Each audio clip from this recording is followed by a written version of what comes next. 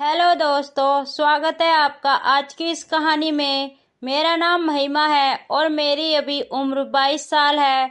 मैं दिल्ली में रहती हूँ। आज मैं आपको अपने साथ हुई एक सच्ची कहानी बताने जा रही हूँ।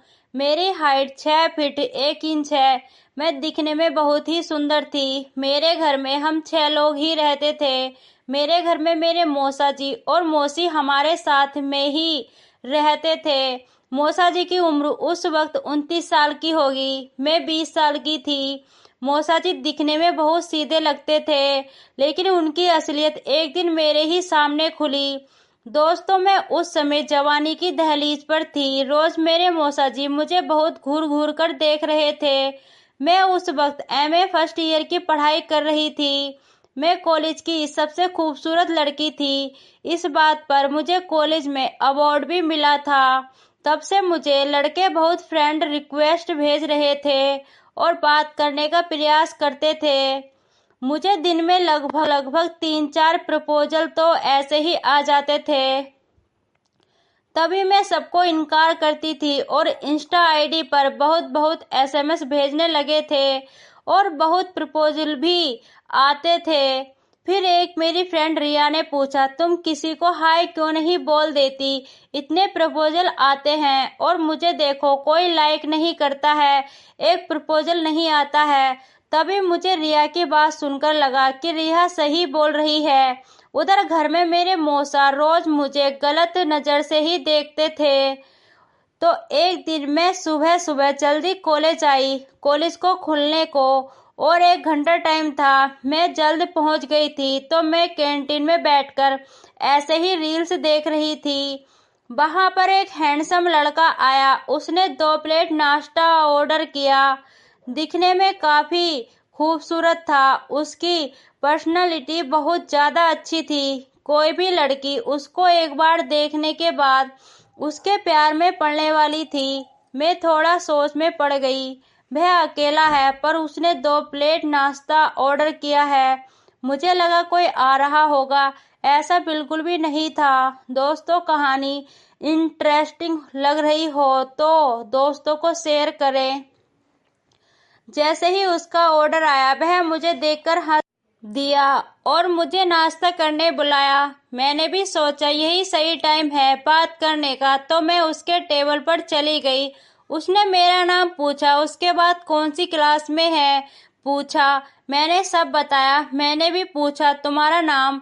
उसने बताया उसका नाम अमन था।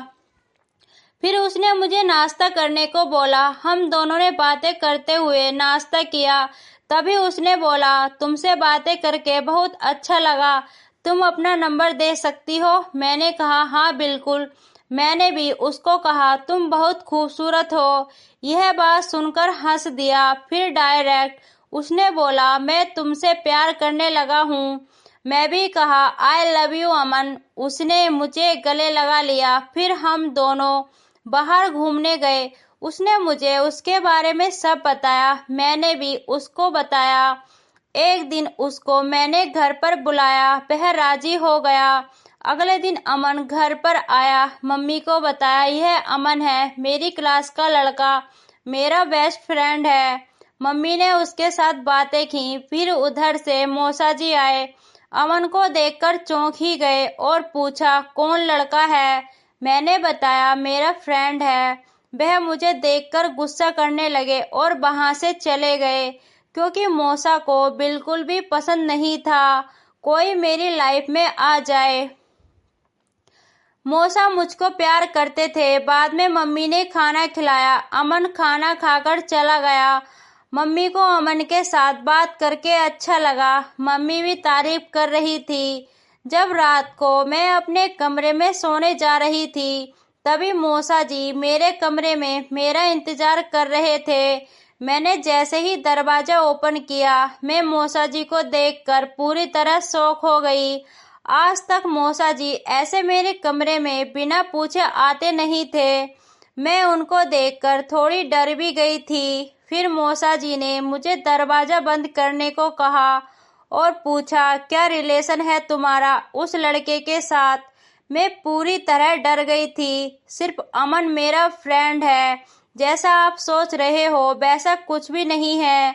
मौसा ने मुझे पकड़ लिया और बोला, ऐसा कुछ भी रिलेशन दिखा तो देख लेना। यह धमकी देकर मौसा कमरे के बाहर चले गए। मैंने अगले दिन अमन को यह बात बता दी। अमन काफी गुस्सा हो गया था। उसके बाद मौसा जी मुझको बड़े ध्यान से देखा करते थे।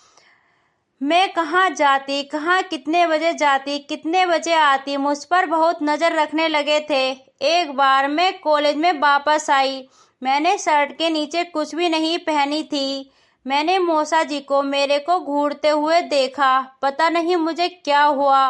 उनको देखकर अचानक से घबराहट हो गई और उन्हीं के सामने उचक उचक के चलकर अपने कमरे में गई तो मेरे मौसा जी को ऐसा लग गया कि इसने कुछ गड़बड़ की है। जैसे मैं अपने कमरे में गई उसके 5 से 10 मिनट के बाद मौसा जी मेरे कमरे में आए और फिर से पूछने लगे।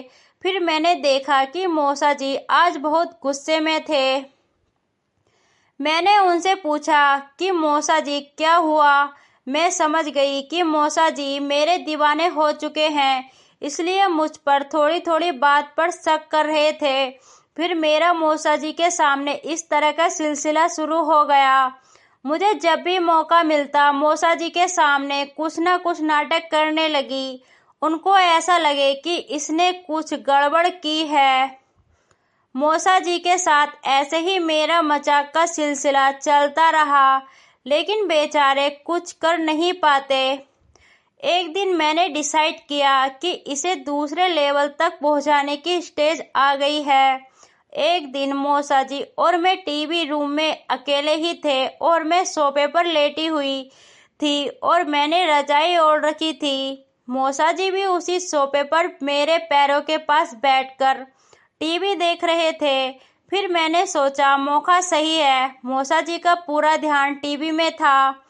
तभी मैं बेड से निकल गई और उसे मेरे जगह रख दिया। फिर मैंने मौसा जी को कहा कि मौसा जी क्या देख रहे हो। मौसा जी ने कहा टीवी देख रहा हूँ, दिख नहीं रहा क्या। मैंने कहा क्या टीवी देख रहे हो, मैं साइड में हूँ। अभी तुम मुझे घूर नहीं रहे हो जैसे तुम मुझे रोज घूरते हो। यह बात सुनकर मौसा जी ने टीवी बंद किया और मेरे ऊपर सो गए।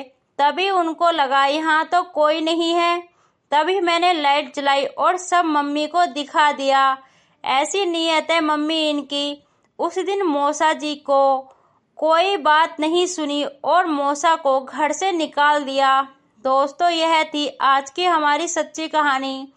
आपके साथ भी कुछ ऐसा ही हो रहा होगा तो आप भी कुछ ऐसा सुझाव लगाकर ऐसे ही अपनी अपनी प्रॉब्लम दूर कर सकते हो। तो दोस्तों, कहानी पसंद आई हो तो वीडियो को लाइक और चैनल को सब्सक्राइब जरूर करें। धन्यवाद। मिलते हैं अगली वीडियो।